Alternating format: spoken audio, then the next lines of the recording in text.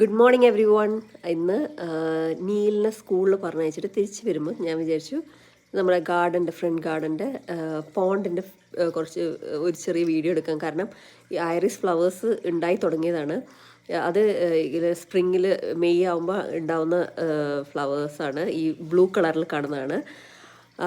അങ്ങനെ വന്ന് രാവിലെ നമ്മൾ ഫിഷിന് ഫീഡ് ചെയ്യാൻ നോക്കും. അപ്പോൾ നമ്മൾ അവിടെ ചെല്ലുമ്പോഴത്തേക്കും ഫിഷെല്ലാം വേഗം ഇങ്ങനെ വന്ന് റെഡിയായി നിൽക്കും. നമ്മളങ്ങനെ ഫിഷിനെ ഫീഡ് ചെയ്യാൻ പോവാണ്.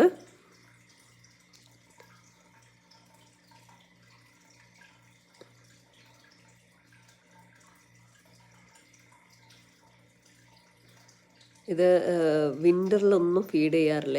ഇപ്പം സ്പ്രിങ് തുടങ്ങിയ പിന്നെയാണ് നമ്മൾ ഫീഡ് ചെയ്യാൻ തുടങ്ങിയത്.